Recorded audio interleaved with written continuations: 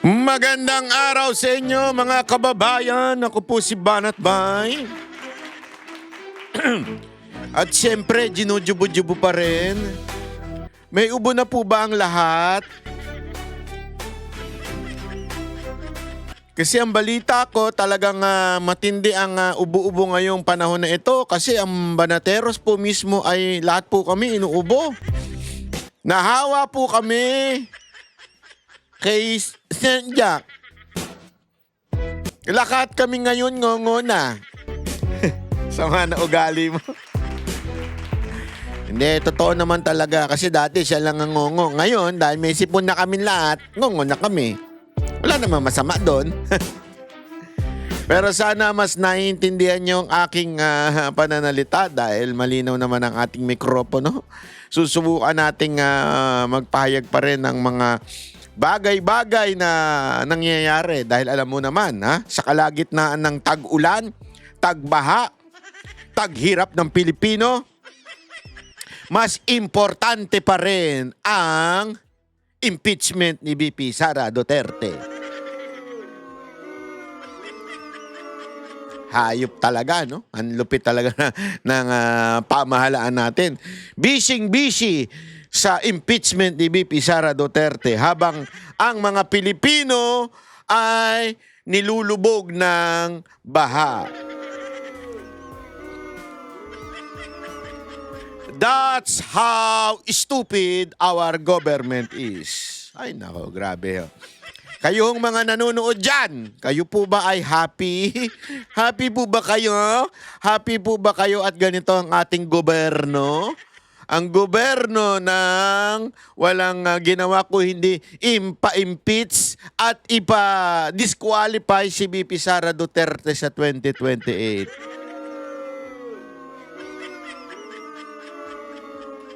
Alam mo, kung iisipin mo talaga ng todo-todo, no? Ano kaya ang dahilan nila kung bakit masyado silang obsessed? Sabi nga iba yung mahal mo, iba yung obsessed ka. Magkaiba yun. Oh, yung obsession kasi, gagawin mo ang lahat kahit patayin siya para lang mapasayo yung tao na yun. Obsession yun. Ibig sabihin, you would do even bad things just for you to possess that person. Obsession yun. Ibig sabihin, kung ang isang bagay ay obsession mo, you would consider doing bad things. Basta makuha mo yung obsession mo. Yun ang pinagkaiba ng obsession sa pagmamahal. Dr. Loach. And alam nyo kung bakit? Ba't ko nasasabi? Kasi marami sa atin, di ba, sasabihin nila, mahal ko si ganito, mahal ko si ganire, yung pagmamahal sa mga jowa. Pero in reality, hindi naman nila talaga mahal. Bakit? Kasi ayaw nilang bigyan ng free will, ayaw nilang sumaya, gusto mo ikaw lang lagi ang sumasaya.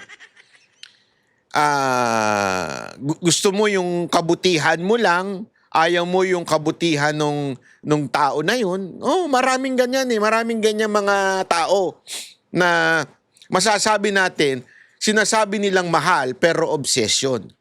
Kaya nga dinidefine ko sa inyo mga kababayan, anong pinagkaiba ng love at obsession? Halimbawa, sa mag-asawa, mahal mo yung iyong asawa, bibigyan mo siya ng kalayaan na gawin ang kanyang mga hilig sa buhay, except yung mga babae. Halimbawa, hiling niyang mag-golf kasama ang kanyang mga friends, bibigyan mo yun ng kalayaan. Kasi siya yun hindi mo pipigilan, hindi, dito ka lang sa bahay, tayong dalawa lang, maburo tayong dalawa dito sa bahay. Hindi ganon. O di kaya naman sa kabilang parte, yung lalaki, doon sa babae, ang gagawin mo, gusto mo, lahat mundong-mundo niya, imundo mo lang. Ayaw mo na siya makipag-usap sa ibang mga friends niyang mga babae. O di kaya naman ayaw mo na siyang pagtrabahuhin dahil gusto mo, ikaw lang ang pwedeng makakita sa kanya. Ang problema, wala na nga kayong pera. Kailangan niya magtrabaho, pero dahil ikaw ay obsessed na obsessed at ayaw mong masilip ng ibang kalalakihan, ayun, nasa bahay mo lang, kinukulong mo na lang. Yun ang tawag doon, obsession, hindi pagmamahal. You are hindering the growth of your partner. Ika nga. Ibig sabihin, your love is not really for her, but for yourself. Tama ba, Dr. Love? O bakit ko sinasabi yan? Kasi ganun din po yung nangyayari ngayon kay VP Sara Duterte. Although they do not love VP Sara Duterte, they hate VP Sara Duterte. But more than the hate, they are obsessed in bringing down VP Sara Duterte. Without any reason at all. To the point that they are double standard. Diba? Ibig sabihin, galit na galit sila sa korap. Sabi nila, hindi, ibalik ang paglulustay ni VP Sara Duterte. Kaya nga ang tawag sa kanya, di ba? Ano ba yun? Lustay, inday ba yun? Inday, lustay. Hindi ko maintindihan. Ang corny nila kasi. Di ba? Yun ang pagtawag nila, lustay daw si VP Sara Duterte ng 150 confidential funds. Pero yung MOOE ng mga congressman ay higit pa doon sa 150 million na yun. Di ba? At yung flood control na ayaw nilang silipin, pinipigilan nilang mahanap ang mastermind, ay trilyon-trilyon. Yan ang tinatawag na double standard. Bakit nga? Because of their obsession. They do not just hate VP Sara Duterte. They are obsessed in bringing down VP Sara Duterte. And they are obsessed na matalo siya sa 2028. So they would do everything, even beyond legal moves o legal strategy, ay gagawin nila para lang talagang pabagsakin si VP Sara Duterte. Kaya nga ngayon ang usapan na sa impeachment, kasi sinasabi nung iba, bakit ba masyadong legalistic itong si Pia Cayetano, si Alan Cayetano, si Robin Padilla, si Amy Marcos? Sinasabi nila, napaka-legalistic naman masyado niyan. This is not a court. This is an impeachment court. Therefore, this is not a legal matter, but this is political. So therefore, political lang dapat gabay ng impeachment court. Ganun ang sinasabi ng mga ulol. Para bagang isantabi natin ang legal process. Dahil this is a political process. Abay, gago pala kayo. Mamaya, yan yung hirit nung may tartar, yung bungi. Na pretending to be political analyst, but the reality is left propagandist. Yun ang totoo. Left talaga yan eh. Makakaliwa yan dati pa eh. Left propagandista yan. Kaya yung galawan niya, propagandista na mga makakaliwa. Dito mo mapapatunayan. Mamaya sasabihin ko sa inyo, ikikwento ko sa inyo. Dito mo mapapatunayan, ladies and gentlemen, that the media right now, the page 3 media, hoy, hello, how are you? Fine, thank you. The page 3 media, yung mga bayarang pokpok na media. Literal and figurative. Or figurative. Sorry, not and. Or. Pokpok media. Yung mga pokpok nating mga media na kailangan bayaran para dumaldal, kailangan bayaran para salsalin ang mga balita. Alam mo, hindi lamang po sila bayaran. Sila po ay sa totoo lang napasok na ng mga teroristang NPA. Nakapaglagay na sila ng mga tao sa loob to the point ang kanilang sinusundang ideolohiya o sinusundang mga patterns pagdating sa pag-i-interview ay kukunin nila yung mga makakaliwang propagandista. They're pretending not to be left, but they are really left. And they know that. Kasi nga, marami na sa loob ng page 3 media station sa mga network ang talagang galing po at nagkaroon ng training from the terrorist group NPA.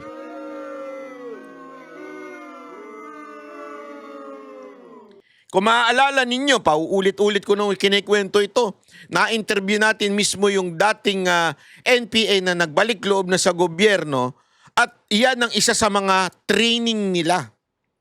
to be part of the radio, local television, and now I think they're successful in doon sa local TV o local radio. Kaya now they are in the national TV or the national radio. Ang masama pa nga po nito, mga kababayan, ay meron ng online, social media, easy access. Kaya sila nakakapagpakalat ng kanilang kasinungalingan at propaganda. Pero bago po natin pag-usapan yung mga hindot na mga animal na yan, abay pag-usapan muna natin yung mga ginagawang issue. Halimbawa na lamang po, bakit daw pumunta si VP Sara sa Senado? Ano ang dahilan kung bakit sumugod si VP Sara Duterte sa Senado? Ginagawa nila yan ng kwento at sinasabing propaganda, tinatakot yung mga senador at kung ano-ano pa. Pero alamin natin ang tunay na balita tungkol dito.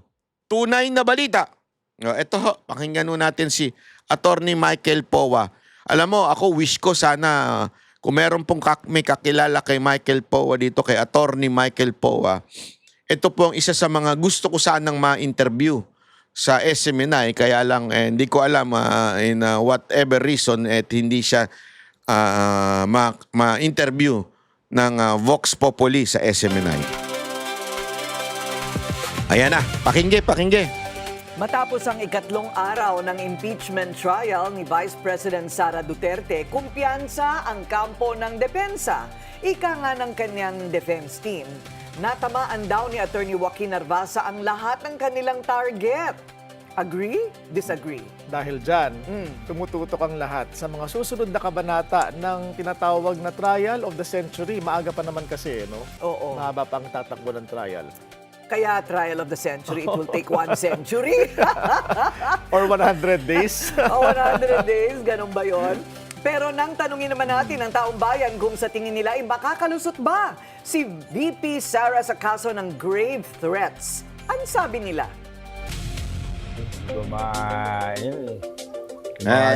Mahirap mga talitan silang dalawa lang eh. Pero mahirapan sila kay Marcos.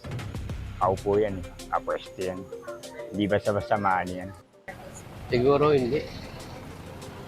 Para anong ebidensya yung yung magbanta ka sa tao, di ba? Buhay yun eh. Siya mismo nagsalita pa. So I feel like once it is aired out in like on national TV, I feel like that's one thing that's really like a good advantage para ma-impeach si VP Sara kasi that's one thing. Yun yung pinapapasa nga yung Article 4 as what you've said. And I think that really violates the upcoming law if papasa man siya. Alamin po natin kung bakit nila nasabing naging matagumpay ang Day 3 para sa depensa. Makakasama po natin ang tagapagsalita ng depensa, Attorney Michael Powa. Magandang araw po sa inyo, Attorney Powa. Welcome back to Memo. Magandang araw din po sa inyo, Ms. Karina, Sir Willard, and thank you for having me back here. Morning. Ang mga defense lawyers po ba meron pang panahong magpahinga at matulog ng mahimbing? Sa totoo lang po, medyo kulang na po talaga tayo doon, no? Because, Sa tulog. syempre po, no, kahit na 3 days lang yung trial day, or trial dates natin, obviously, the other days are spent preparing naman for the next week, no? Although, it's good that we all started early, so matagal na naming inaabangan kasi itong trial na to. So, we have basically everything in place, but syempre, may fine-tuning here and there as we go along. So, hindi pa rin talaga tayo tumitigil sa preparations for the following week, no, ng trial. Parang tama po ba na it is expected that for the first 3 days, because yung unang araw parang presentasyon pa lang ng mga rules, ang mga kung ano, ebidensya, etc. And then second day was yung testigo po ng prosekusyon. Opo. And then kayo po naman ang magko-cross-examine kahapon. Opo. So parang inaasahan na itong linggong ito, the ball will be in the court of of the prosecution.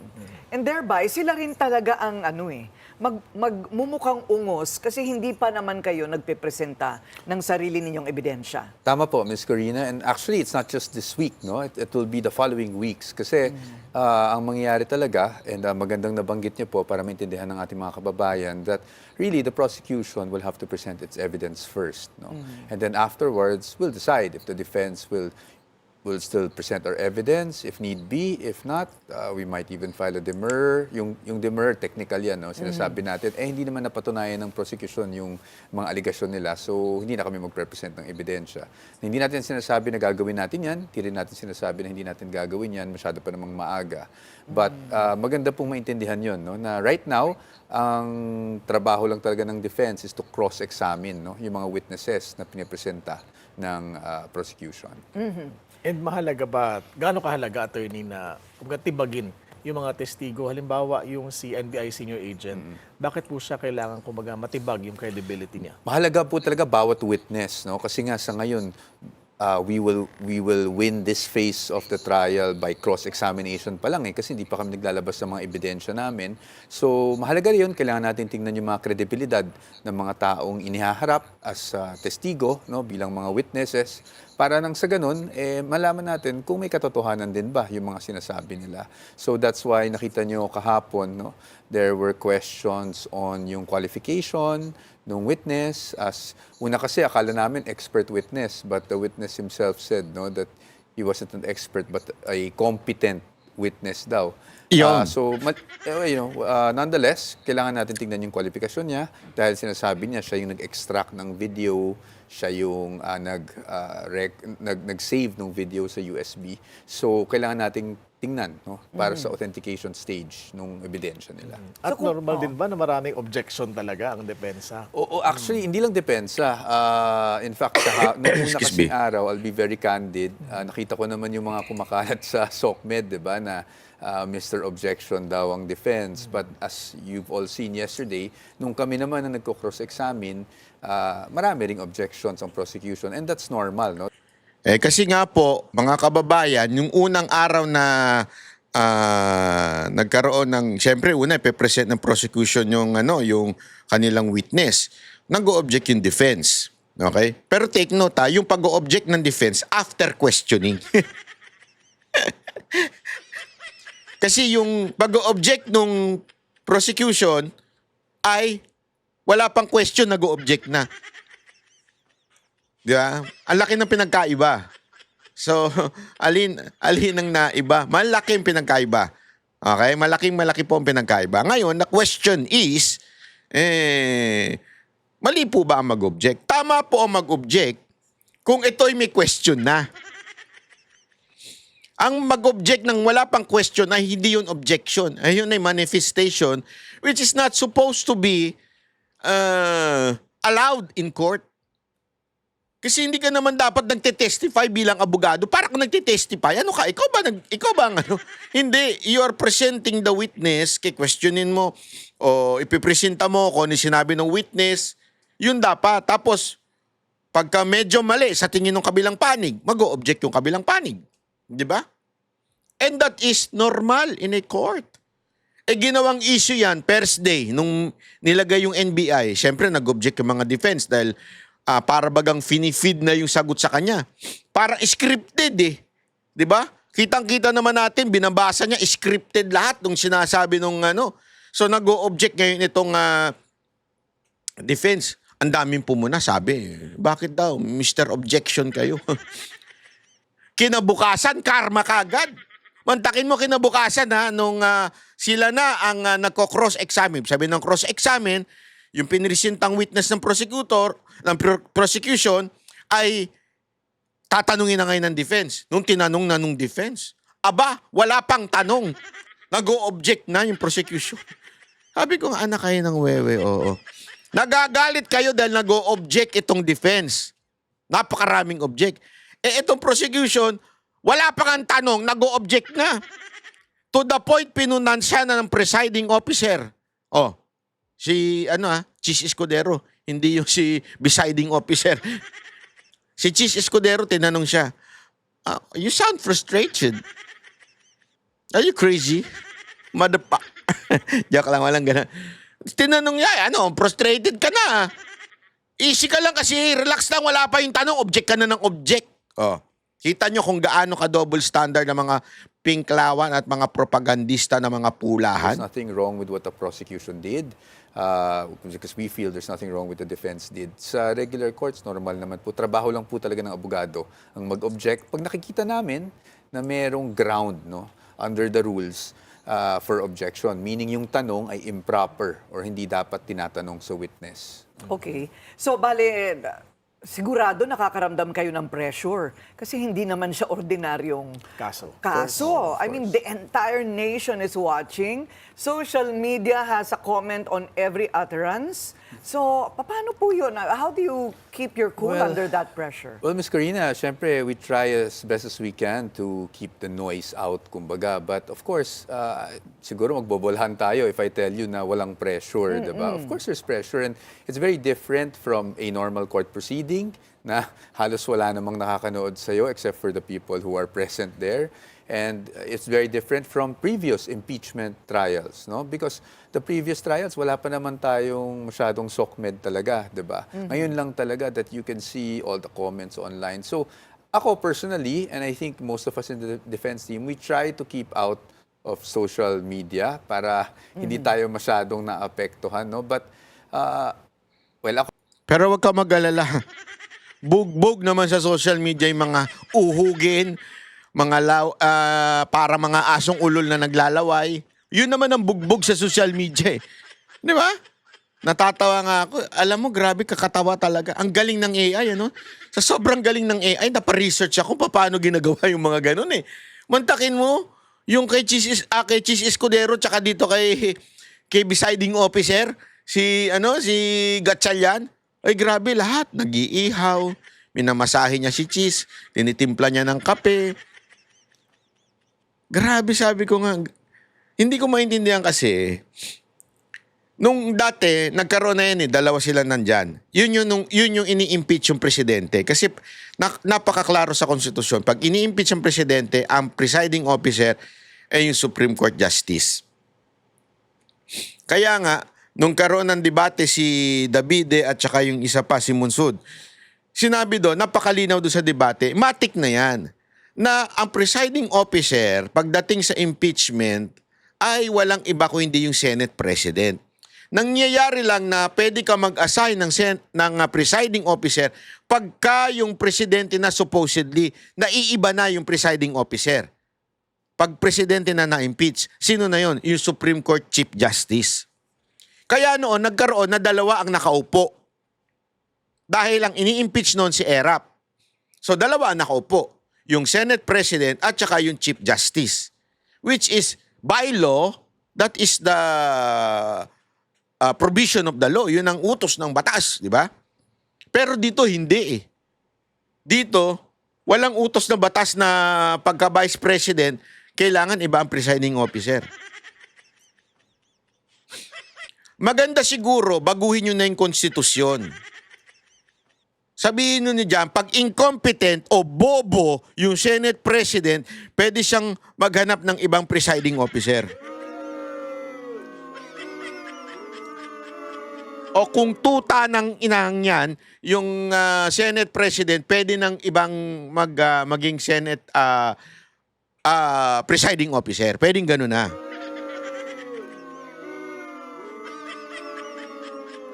Wala din eh. Kasi kung babaguhin nyo lang din yung batas, abay, pambira kayo, oo. personally, I can't help but also look because sometimes, It's constructive. it's constructive and based on the comments, we also might need to do I mean, we have to Adjustments, be we have to be very, how do you say this? Kailangan siguro medyo magpakatotoo din tayo. I mean, huwag tayong masyadong egotistic, no? Na pag Yan. may mga constructive comments naman, siguro dapat pakinggan din natin. So it's really Correct. balancing that, no? Right. It's balancing the noise and what we consider as constructive. Right. At so maaasahan natin next week, bawas na yung objection. Si Ma'am Corina parang hindi naintindihan naman sinabi. Trabaho nga ng defense yun eh. At saka hindi lang defense, may trabaho ng lawyer yun. Even the prosecution, pwedeng the prosecutor pwede yung pwede yung gawin yun. Basta kailangan may tanong muna. Antayin yung tanong bago muna object. Well, that's to put it We cannot commit to simplistically. that. Oh, we cannot commit. Okay. So, isa sa mga naging sentro ng usapan yung sinasabing pagtitibag nga dito sa kredibilidad ng unang testigo, no? Ang napansin ko lang po, parang he was being cross-examined as a representative of the NBI when specifically his expertise is technical. Yes. Parang din kasi hindi niya masabi ng diretso yun Yung testigo ba? Na hindi ko po masasagot yan. Technical po ako. Ang pinag-uusapan dito, authenticity. Okay? Hindi ba? At tinatanong sa kanya yung tungkol sa hitman plot. Paano naman niya malalaman yon? So what do you think? Well, how do you assess? Well, Ms. Corina, kasi aside from the technical aspect, he also signed kasi yung affidavit of investigation. So when you sign an affidavit of investigation, obviously the presumption is you've read the affidavit itself, diba? So he was involved. But nonetheless, there will be other witnesses that will be called upon by the prosecution. I think si Agent Lotok will be called on Monday. And then of course, si Director Matibag will also be called at some point. Hindi pa yata next week, but nakita na namin yung request for issuance of subpoena. So there Sino will po be... yung Agent Lotok? I mean, what is his Kasama area? rin po siya sa pumirma. No? So isa siya sa mga nag-imbestiga. And even si Agent Kalilong yesterday also said na may mga nakausap din siyang mga dumalo, yung mga inimbita nila para sa investigasyon nila. So there is personal knowledge on his part pagdating doon. So natatanong namin siya, lalo-lalo na doon sa affidavit of investigation.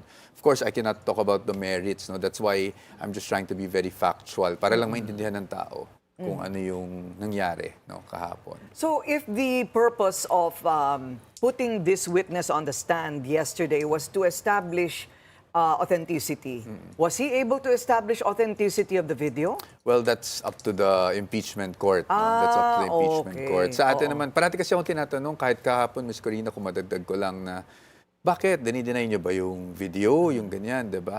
Look, again, siguro naglolokohan na tayo if we deny that there was such a statement, there was such an utterance. Pero pagdating kasi sa video, syempre kailangan din natin malaman, like I say, hindi naman kasi naglalakad ang ebidensya, mag-isa papunta ng korte, di ba? Someone has to testify, bring it and testify on it and authenticate it. At pagdating sa video, syempre, di naman natin alam kung saan niya nakuha yung video na yan, how is it compared to the original source, which is probably the Zoom meeting, the saved file of the Zoom meeting, diba? Or Zoom press conference. So may mga ganyang technical na bagay talaga na kailangan pagdaanan, not just in impeachment but in regular courts. Is Lahat there ng mga more? dokumento. Is there more than what the public saw? Or more than what is now presented as evidence in that video? To put it in better context. Yes, that's why we were asking for we were asking initially that in fact even the senators were debating upon the 2-hour video. They were asking us if we Ayan. Ayan na yung paulit-ulit natin sinasabi. Bakit ba masyado nakafocus doon sa video? Kasi remember, importante ang context. Sa lahat ng bagay, importante context.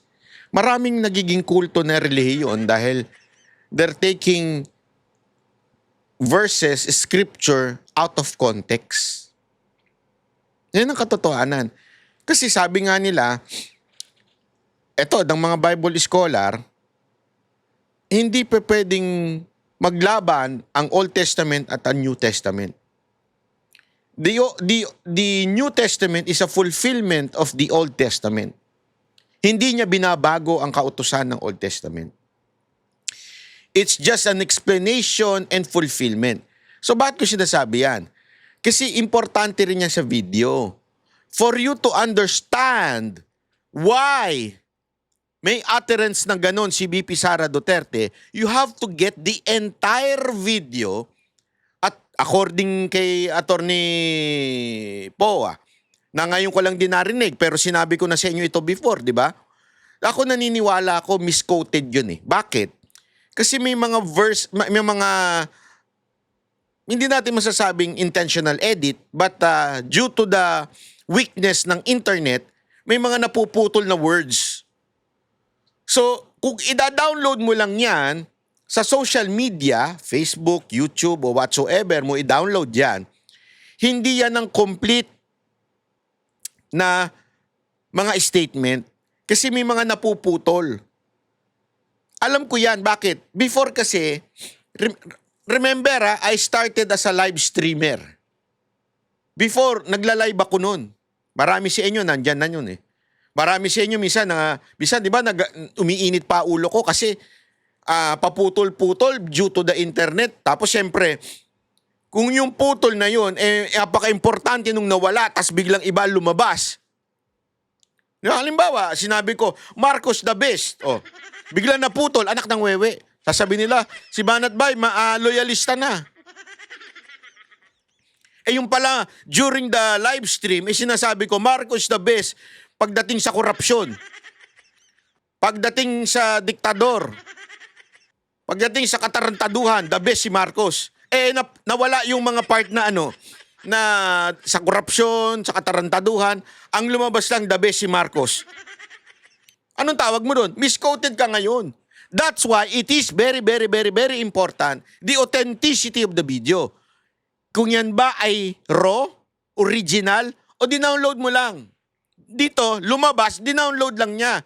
At hindi niya pa pinanood entirely. Di ba? Kaya nga, yun nga yung problema dito eh. Tapos yan ang gagamitin mo to impeach a person. At paulit-ulit naman sinasabi ng mga ugo, katulad nung yung political propagandist ng makakaliwa na bungi, na panot. Ano sabi niya? This is not a legal process. This is a political process. Therefore, you do not need sa bla bla bla bla bla. Ganyan siya. Abay, tarantado ka pala eh. You are removing the rights of the 32 million people who voted for VP Sara Duterte. Ang gusto mo lang, political lang ang datingan, walang legal process. Gago ka ba? Gago ka ba o putang ina ka? Ako nagtatanong lang ha.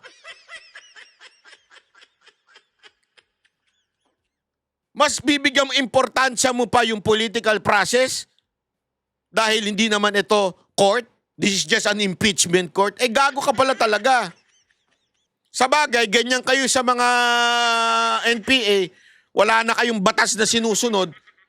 Ito may batas eh. Binoto to ng 32 million. So therefore, for you to remove that such right o power, kailangan mo mawala yung tiwala ng 32 million. That's the very essence of impeachment. The trust of the people who voted for you, wala na. Kaya ka na dapat bumaba. Kasi the Constitution says, the power emanates from the people. Therefore, it's the people who will remove that person. Paano yon pag nawala na yung tiwala dun sa tao na yon? That's the very essence of the impeachment. Tanong, nawala ba ang tiwala ng mga Pilipino kay VP Sara Duterte? Look at the survey. Look at the survey. Hindi lang isang survey nagsasabi si VP Sara Duterte pataas ng pataas. Yung nagpapatanggal sa kanya pababa ng pababa. Tanong ko sa inyo, nawala ang tiwala kay VP Sara Duterte? Hindi. Tapos ngayon, gusto nyo sabihin, hindi, this is just a political process. Gago. This is not a political process. Ang ginagawa ninyo, pambababoy process. Pero again, taong bayan. Taong bayan ang huhusga. Hindi kayong mga NPA dyan. We want if we will be asking the court to play the entire 2 hours and I think 26-minute Ay, video. 2 hours pala yun. Oo, ganun kahaba yun eh. So, and we said that we are planning to do so. Now, kahapon, hindi namin muna tinuloy because we didn't find the need to do it. No? That's why we showed just other clips. Bakit yun importante? Kasi nga, konteksto, like you said. No? Pag nagsabi kasi tayo na meron na record na isang like a 2-minute clip based on the statement of the Vice President, hindi naman kasi, kumbaga, hindi natin napapakita yung buong konteksto kung paano ba umabot sa ganung statement. That's why we wanted to really show the entire 2-hour video. But I think the appropriate time will come. Now, I am not saying that we will or we won't siguro titingnan lang natin kung ano yung takbo because I know that 2 hours and 26 minutes is a long time, especially we don't want to waste judicial time, also the time of the senators no? And the viewers also. So kung kinakailangan, that option is still there. No? Pero importante yun, ano? Yung makita yung context, buo. Oo. Yes. So, ano naman yung lumabas po doon sa closing statement na Oplan Romanov? Well, basically, again, I don't want to get into the merits, so factual lang. That was one of the questions posed by, I think, either a media personality or a vlogger dun sa nangyaring press con na yon noong November 2024. At yung Project Romanov allegedly was a threat against the life of the Vice President as well as the lives of her family. So, dun yung pinanggalingan. But again, I'll stop there na lang siguro. That's why it's very important for us to have the proper context and to see the entire video para makita ng tao, ano ba tong Project Romanov, ano ba pinanggalingan nitong statement ng ating Vice Presidente. And What so was the on and so state of forth. mind also of the VP? What was the situation then, yes, that brought about that state of Kasi mind? merong mga nagsasabi, hindi siya, yung kanyang outburst o yung kanyang pagiging emosyonal sa video daw ay hindi nanggagaling sa puso ng Vice Presidente o sa utak ng Vice Presidente, kundi mula sa puso ng isang ina. Dahil Minsan may nga bugso doon rin sa ng- pagbabanta Oo, sa kanila. Or bugso rin ng damdamin, ano? Oo, syempre, kung mother hen ka, di ba? Or mother, ikaw yung lioness. Protector, oo. Yeah, you protect your brood. So, well, anyway, yun ang sinasabing tutumbukin. Oo. Oo. Attorney Mike, napag-uusapan niyo pa rin ba yung posibilidad na iharap na mismo si VP Sara in this article particularly para maliwanag niya kung ano ba talaga yung kanyang kumbaga intent or state of mind at that time? Willard, sa ngayon, hindi pa, sa totoo lang. No? Kasi hindi pa namin nakikita yung necessity na iharap mismo ang Vice Presidente dito. So, ang parati kong sinasabi kung kinakailangan at ang tanong sa akin, kailan ba kinakailangan? It will depend dun sa takbo talaga ng trial. No? At kung sa tingin namin, it will be advantageous, of course, to the defense na may harap siya, then we will do so. I mean, we will, of course, ask her and ultimately the decision will fall upon her if she wants to appear and testify. Pero sa ngayon, di pa namin nakikita na kinakailangan. I think we will be able to prove our case without having to do that just yet. Okay, was that necessary? Ayan pa yung question ng mga paulit-ulit, bakit hindi daw mag-appear si VP Sara Duterte. Alam niyo ba ang dahilan kung bakit hindi required mag-appear unless the judge or in this particular case, yung senator judge ang magsabi na kailangan o ganito? Alam niyo kung bakit? Kasi ang burden of proof doon sa nag-aakusa. Hindi doon sa nagdidepensa. Sa madaling salita, parang ganito yan eh. Yung tinatawag sa regular court na trial absentia, yung kasi ginawa ko yan eh. Yung nag-appear lang ako doon sa arraignment. Tapos sa trial absentia ba yun? Yun tawag doon. Yung ibig sabihin, hindi mo kailangan mag-appear. Kasi kailangan patunayan eh. Patunayan muna nila na totoo yung inaakusan nila sa akin. Hindi kasi ang mindset ng mga ilang mamamayan, na nanonood na hindi masyadong maalam pagdating sa korte. Swerte ninyo, wala pa kayong demanda. Ay pag ikaw kinasuhan na, abay, ang laki na ng kasalanan mo. Hindi ganun 'yun. Kasi yung kaso pwedeng magkaso kahit sino eh. Halimbawa lang, trip ko, may artista akong trip. Di ba? Halimbawa lang, may artista akong gustong-gusto. Obsessed na obsessed ako. Kasuhan ko siya na ginahasa niya ako. Pwede ba yun? Oo, pwede yun. Pero sandali, ikaw nag-aakusa eh. Ikaw magpatunay. Hindi ba pwedeng ang magpapatunay na, hindi kita ginahasa kasi nandito ako sa lugar na to nung panahon na yon at hindi kita kasi hindi kita kursunada. Hindi nga eh. Kaya nga may karapatan siyang manahimik. Alam niyo ba yon? Pag inaakusa ka, may karapatan ka manahimik kasi anything that you would say, pwedeng gamitin laban sa'yo. Sa mabuti pang manahimik ka, hayaan mo siya. O sige, inaakusa mo ako, patunayan mo isa-isa. Saan kita ginahasa? Sino kasama ko? Paano kita nagahasa? Anong ginamit ko sa sakyan? Anong ginamit kong bahay? Kailangan mong patunayan lahat yan. So ganun din dito. Sinasabi nila na meron daw threat na ginawa si VP Sara Duterte. Define mo. Paano nangyari yung threat na yun? Saan nangyari yun? Sino kausap niya? Ito ba, may mga kapasidad ba ito na gumawa ng threat? O meron bang kapasidad ito mga kausap niya? At kung meron talagang threat, sino yung kinausap niyang tao? 'Di ba? Importante yan eh. At again, hindi kailangan mag-appear ni VP Sara Duterte dahil kayo ang nagpapatunay. Kayong mga nag-aakusa. Pwede kasing pag nag-appear siya, yung 'di ba yung self-incrimination, hindi pa pwede kasi baka mamaya abay nagbigay ka ng something na yun ang kanilang gagamitin. Alam po namin yan kasi siyempre ako sa dami ko na pong kaso. Sa dami na ko ng kaso, sa dami ko ng abogadong nakausap, every time na haharap kami sa piskal o sa judge, sasabihin sa akin na huwag kang magsasalita, let me speak. Ako laging kasi maaari yung sabihin mo ay ma-jeopardize yung trial. Huwag mo sasabihin na ganito. Maraming ganun eh. Kaya nga binibigyan ng karapatan ng batas. Ng batas Kaya lang kung bendalo ang inyong pinangahawakan, mapatay tayo dyan. Pero binibigyan ng karapatan ng batas yung taong inakusa. Na manahimik na lang siya. At kayo, sige nga. Saan nangyari yun? Paano nangyari? Ngayon, sasabihin na nung tao nag-aakusa. Halimbawa, ginahasa mo ko sa sinihan. Sa sinihan na ganito. Tahimik ka lang. Sarado na yung sinihan na yun eh. Wala na yung sinihan na yun, sarado na. Hindi na siya sinihan ngayon, bar na. Anong oras? Ginahasa kita ng alas 8 ng umaga. Sarado pa yung bar na yun ng alas 8 ng umaga. Paano kita ginahasa doon? You understand what I mean? Kaya dapat tahimik ka. Hindi ka dapat magsalita. Hindi ka dapat mag-appear.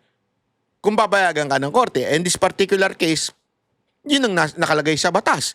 Pero again, if we bend the law, wala talaga mangyari sa buhay natin. Terry, yung kanyang pagpunta po doon, I mean, at this point, I guess lahat ng mga desisyon o aksyon has a purpose, no?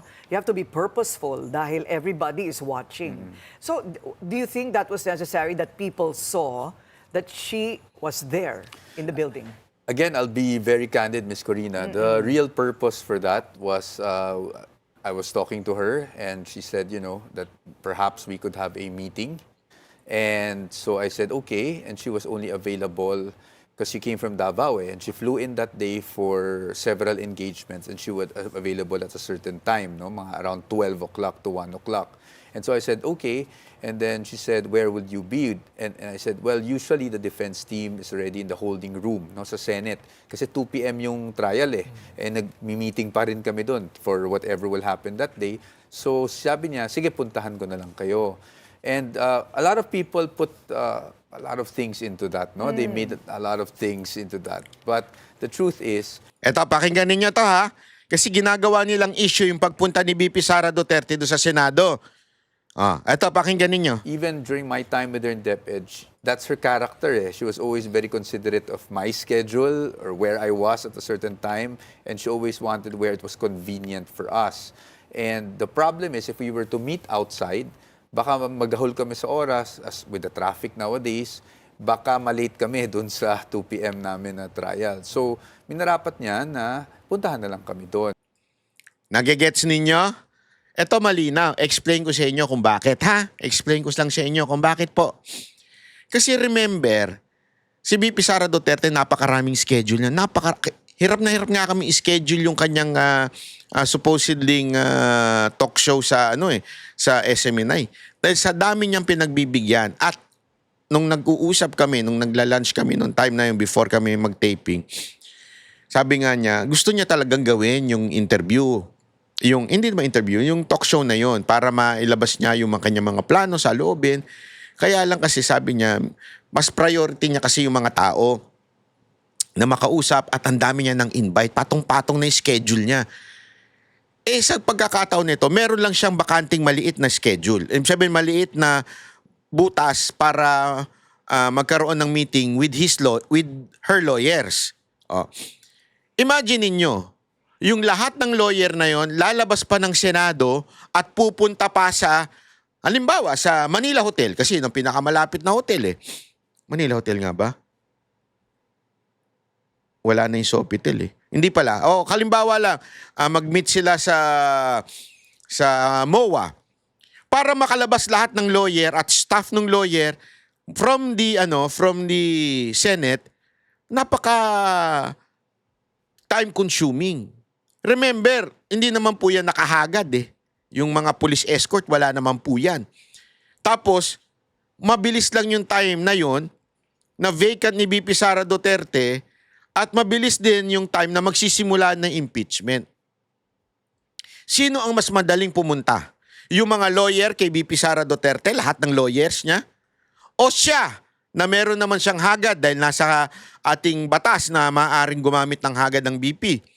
At siya na mas mabilis makakapasok doon. Bakit? May mga security siya. At siya na iisang tao na pupunta lang doon.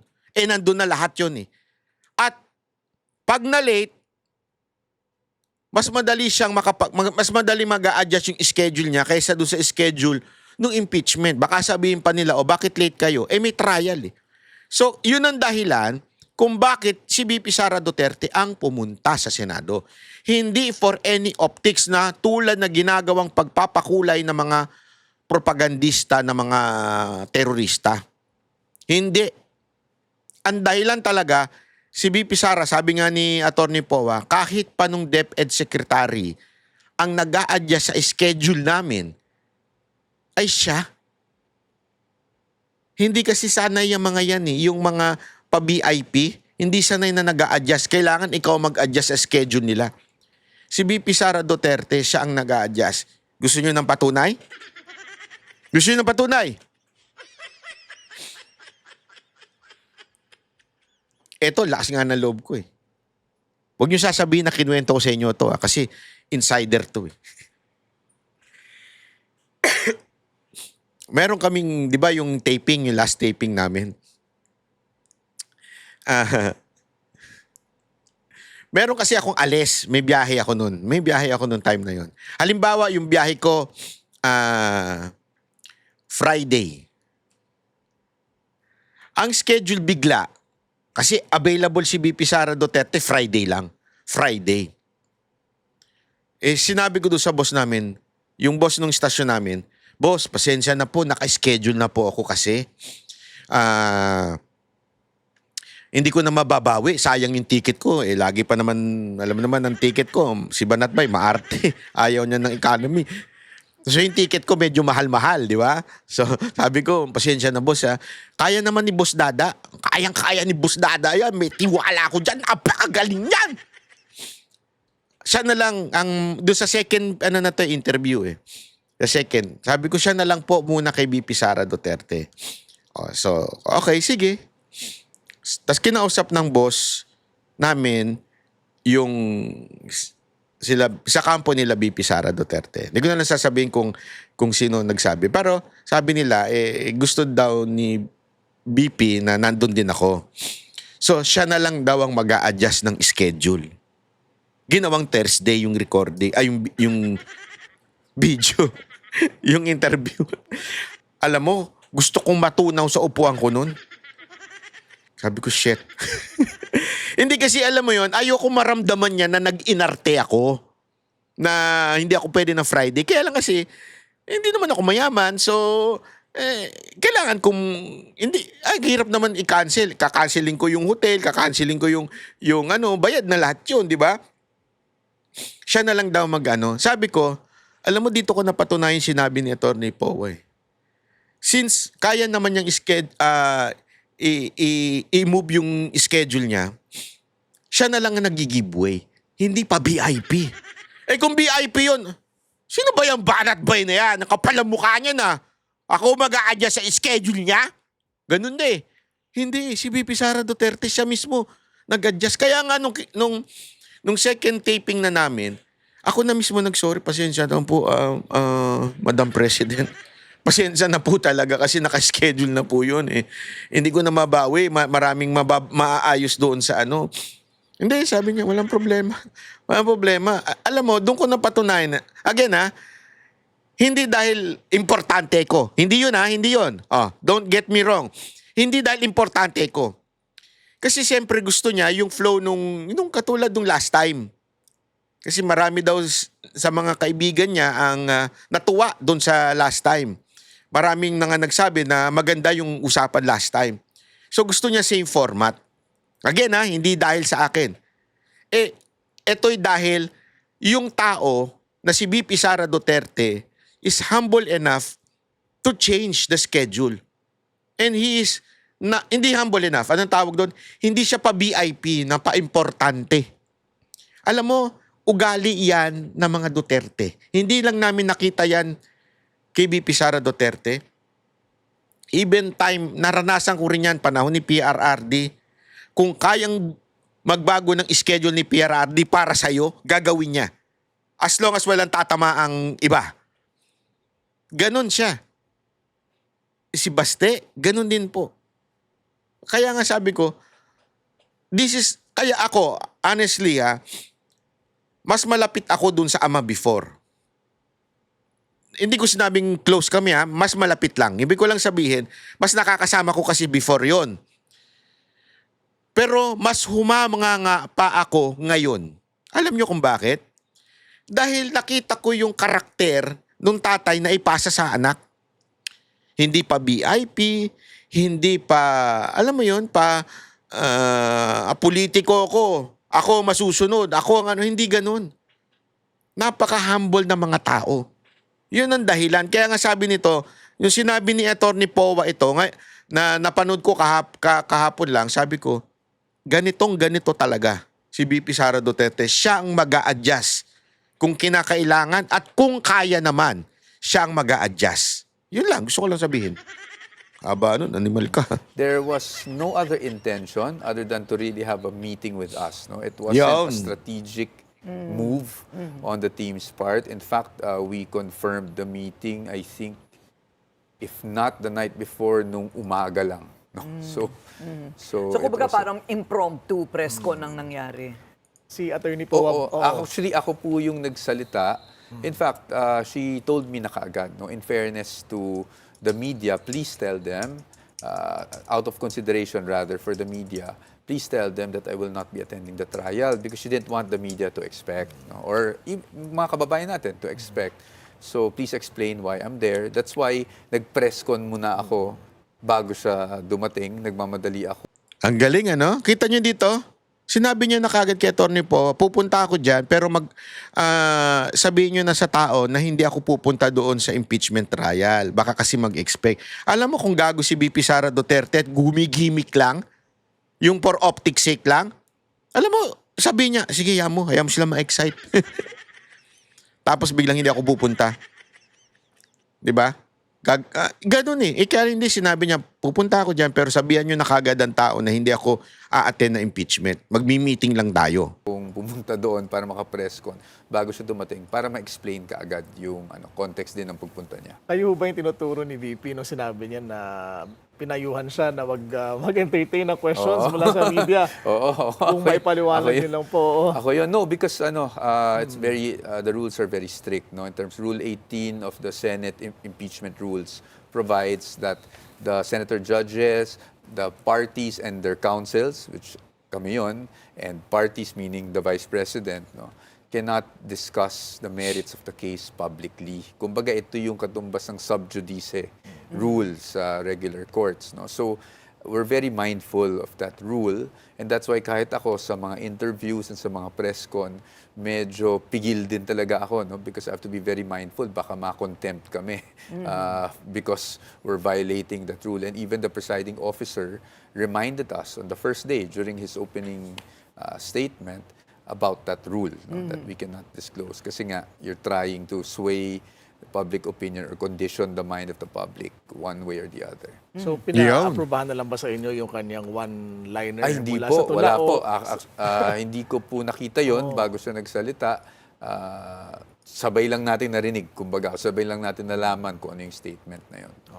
Bakit ka namamangha ka dun sa one-liner? Ano? Oo, Yan very, very, very, very clear. Ladies and gentlemen, people in the house, yung gumagawa ng eksena at kwento na kesyo si BP Sara Duterte daw ay nag-iinarte.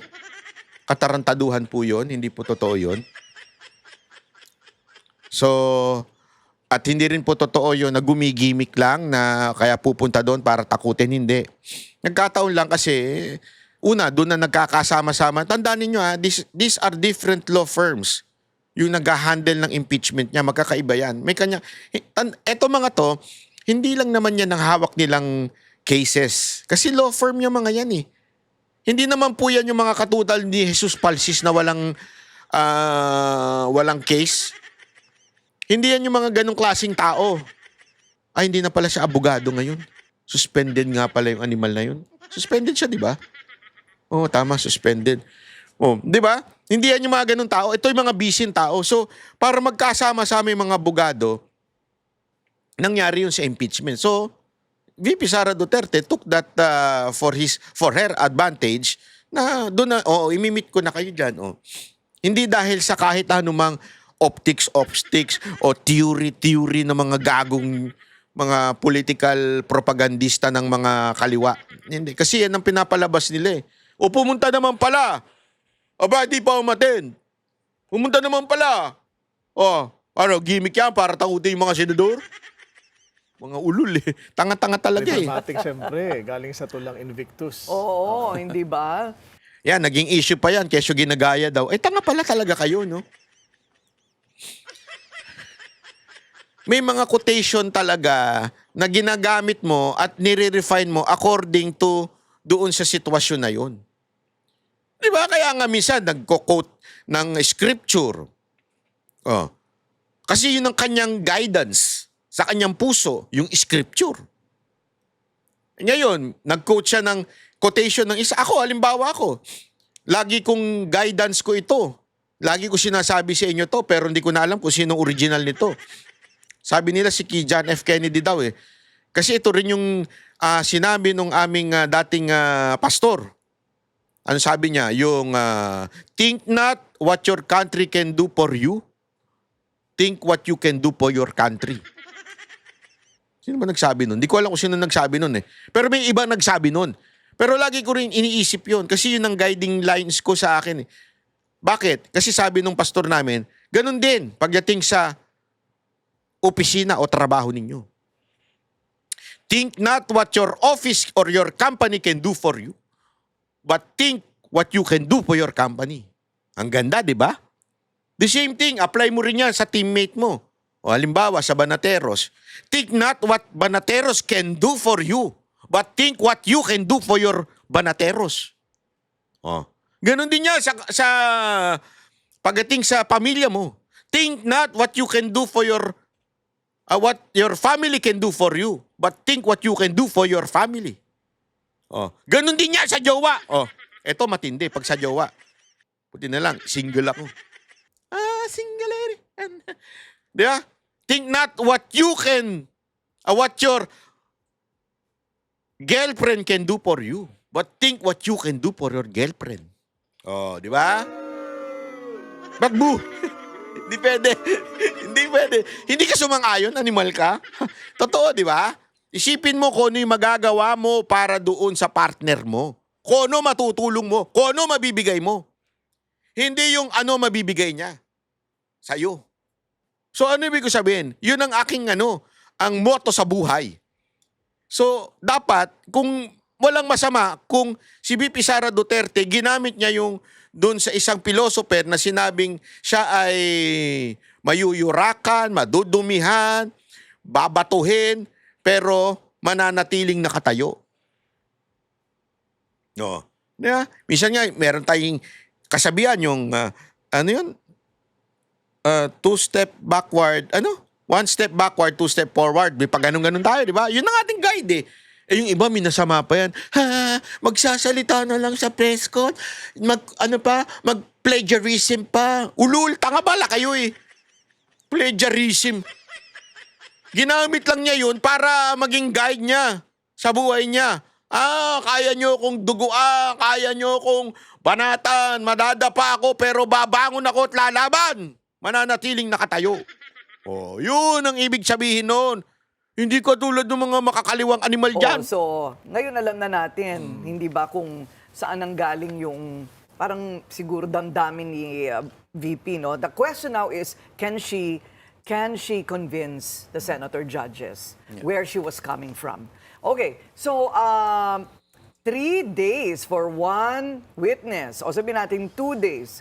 Ang dami pang witness, sir. Aabot ba yung sinasabi yung numero ng, yung bilang po ng mga araw na naka... Well, Ms. Corina, it's up to the prosecution, no? Kasi sila yung magprepresenta muna. Kami naman, nakadepende kami kung, depende sa naging presentasyon nila, kung ilang witness ang kakailangan namin to rebut, no? If there is even a need to rebut. But yung witness usually, isang araw lang per witness. Meaning dapat sa isang araw matapos ang direct examination and cross-examination. Ideally.